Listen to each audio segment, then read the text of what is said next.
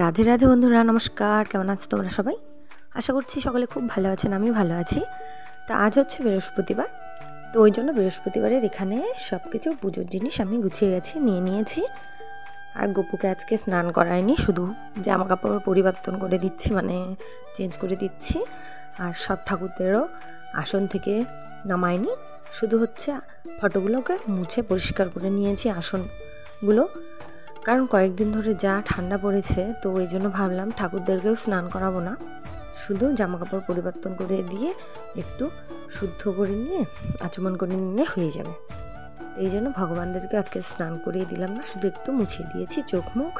যেরকম আমরা সাধারণত আমাদের ঠান্ডা করলে যেরকম আমরা হাত মুখ ধুয়ে নিই, তো সেরকম আমাদের বাচ্চাদেরকে যেরকম করে আমরা যত্ন করি, তো ভগবানদেরকে ওরকম করেই যত্ন করতে হয়। ওই জন্য গপুকে আজকে স্নান করিনি, শুধু হচ্ছে জামা কাপড় পরিবর্তন করিয়ে দিয়েছি। আর এই যে আর একটা নতুন সোয়েটার, সেটা পরিয়ে দিয়েছি। এই জামাটা আগের জামাটার থেকে একটু বড়, তো এই জন্য গলার কাছে একটু ঢিলে হচ্ছিল। তো যাই হোক, টুপি পরেছে, চুল এসব দিয়ে ওটা ম্যানেজ হয়ে গেছে, অতটাও ফাঁকা না, তো সামান্য একটু শুধু ফাঁকা। আর যাই হোক, এখন আমার গপুকে এখানে সাজিয়ে গুছিয়ে আমি রেডি করে নিয়েছি। এখন তিলক চন্দনের ফোঁটা দিয়ে দেবো, ব্যাস আমার গপু এদিকে রেডি হয়ে গেল। তারপর গপুকে তো ভোগ লাগিয়ে দিলে হয়ে গেল। আর এখানে মা লক্ষ্মীর যে পুজোর আয়োজনগুলো, তো এখানে গপুকে যখন তিলক চন্দন ফোঁটা দিয়ে দিলাম, তো সব ঠাকুরদেরকেও দিয়ে দিচ্ছি। এখানে জলশঙ্কর, গীতা আর হচ্ছে লক্ষ্মী কড়িতেও দিয়ে দিলাম। আর এখানে হচ্ছে আমি যেভাবে ঘর সাজাই, তো তোমাদের সাথে সেটা আমি প্রতিদিনই শেয়ার করি, তো আজকে একটু বলছি। তো এখানে মঙ্গল চিহ্নটা এঁকে নিয়ে আমি হচ্ছে 7টা ফোঁটা দেব। তো এই পাশে 2টো ফোঁটা, এই পাশে 2টো, আর মাঝখানে 3টে। আর অনেকে শুধু কি করে 5টা করে ফোঁটা দেয়, সেটাতেও হয়, কেন হয় না, সেটাতেও হয়ে যায়। যেরকম আমার মা মঙ্গল চিহ্ন না এঁকে শুধু 5টা করে ফোঁটা দেয় সিঁদুরের, ব্যাস। আর হচ্ছে আমের পল্লতে এরকম আমের পল্লর হচ্ছে মাথার দিকে, আগালের দিকে একটা করে ফোঁটা।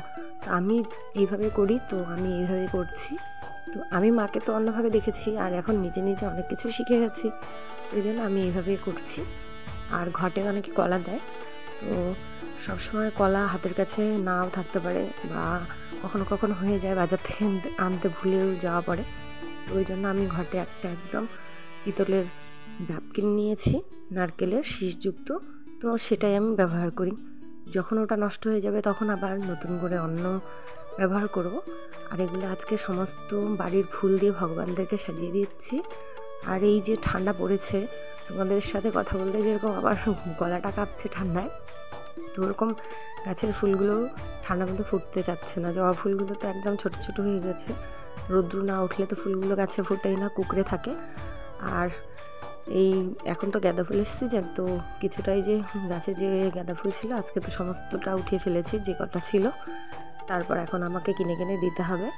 তো আর বাড়িতে যে কুন্দ ফুলের গাছটা আছে, সেই গাছে ফুল ফুটতে শুরু হয়ে গেছে, তো এখন একটু একটু করে ওই কুন্দ ফুলের ফুল দিয়েও পুজো দিচ্ছি। যখন প্রচণ্ড ফুটবে তখন বেশি ভালো হবে ফুটতে, এখন তো সবে মাত্র একটু একটু করে ফুটছে। তো এখন ঠাকুরের যে ঘরটা স্থাপন করব, তো ওই জন্য বাতি আর ধূপধুনো ধরিয়ে নিচ্ছি, তারপরে আমি ঠাকুরের ঘরটা স্থাপন করে দেব।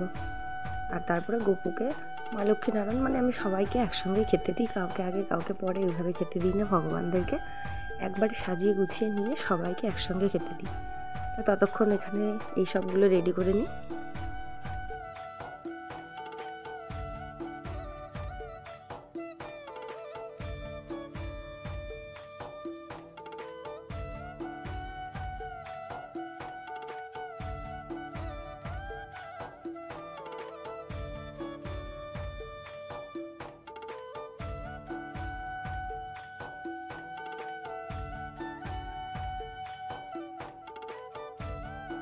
আর কয়েকদিন থেকে ভাবছিলাম ঠাকুরের ঘরটা একটু এখন মানে এই যে পাকার মধ্যে দিয়ে এই মাটিতেই স্থাপন করব।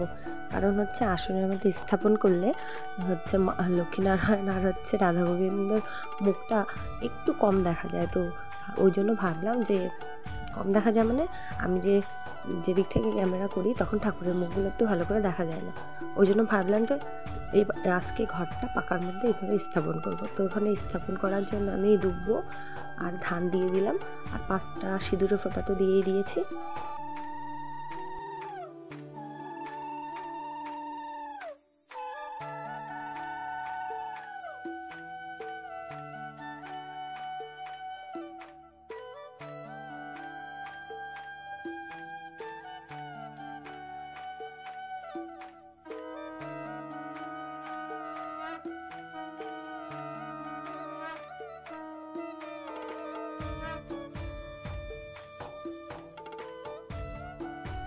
তোমরা কে কী রকমভাবে পুজো দাও আমিও তো সেটা জানি না, কিন্তু আমি এইভাবেই পুজো দিই।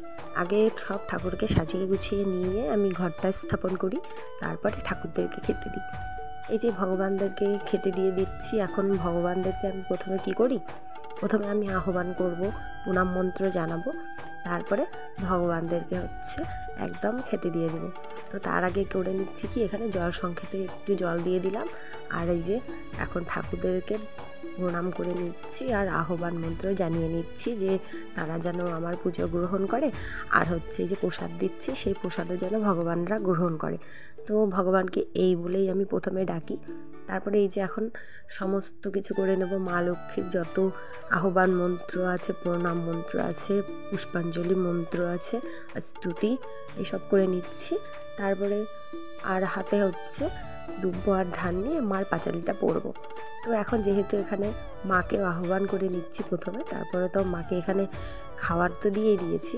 তারপরে যত কিছু হয়ে যাবে তারপরে একটু গোপালকে খাইয়ে দেবো, কারণ আগে মন্ত্রগুলো করে নিয়ে গোপালকে খাইয়ে দিয়ে তখন আমার একটু সুবিধা হয়। মানে আমরাও তো আমাদের সুবিধা মতনই একটু কাজকর্মগুলো করে নিই। তো যাই হোক, এই যে দুব্ব আর ফুল নিয়ে নিলাম, মাকে পুষ্পাঞ্জলি দিয়ে দিলাম। তো এখন ওই জন্য কী করবো, এখন সব ঠাকুরের চরণে চরণে দিয়ে দেবো। প্রথমে আমি ঠাকুরকে খেতেই দিই, তারপর কিন্তু চরণে চরণে ফুল আমি অর্পণ করি ভগবানদেরকে। তো এখন সবাইকে ফুল দিয়ে দেবো, কারণ প্রথমে কিন্তু আমি একবার করে ফুল দিয়েই দিই, যখন সাজানোর সময় তখন ফুল দিয়ে দিই। আর এখন সবাইকে একসাথে দিয়ে দিই। আমি কাউকে পর, কাউকে কোলে, কাউকে পিঠে এরকম করে আমি ভাবি না, সব ভগবান আমার কাছে সমান। তো আমি সবাইকে একই রকমভাবে পুজি। তো এখন দেখুন, যেহেতু গোপালেরও পুজো হয়ে গেল, এখন মা লক্ষ্মীর সব কিছু এখন করে নেবো এখানে। আর এখন আমি মা লক্ষ্মীর আরতি করছি এখানে।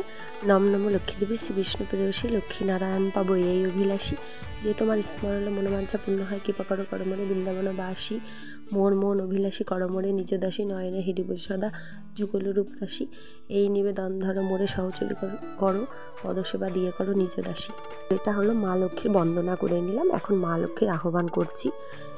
এসমাগো লক্ষ্মী দেবী কনক বরণী কমল লতিকা কৃপা করো নারায়ণী, সাজাইছি ধান দুব্বা আর গুয়াপান, ঘটেতে আসিয়া মাগো হ অধিষ্ঠান, জ্বালাইছি ধূপধুনা আর ঘিতবাতি, হৃদয় কমলে মাগো করগো বসতি, পদ্মসনে পদ্মদলে রাখিয়েছি ধরে, শঙ্খ বাজে বড়িয়াখি তোমারও ঘরে, করি পূজা লক্ষ্মী মায়ে সবে সযতনে, তুমি মা আশিস কর আমা সবা জানে।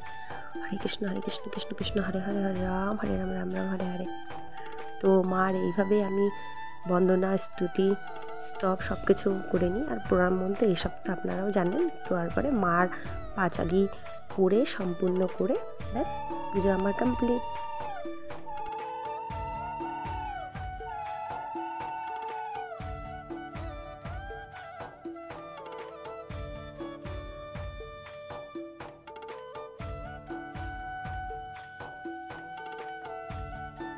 আর আজকে আপনারা ভাবতেই পারছেন গোপালকে খাওয়ানোর সময় কেন ঘন্টা বাজালাম। হাতে তালি দিয়েছি, ঘন্টা একদম বাজায়নি, কারণ আজকে বৃহস্পতিবার। মা লক্ষ্মী ঘন্টা, বাদ্য এসব পছন্দ করে না, শুধু শঙ্খর আওয়াজই পছন্দ করে।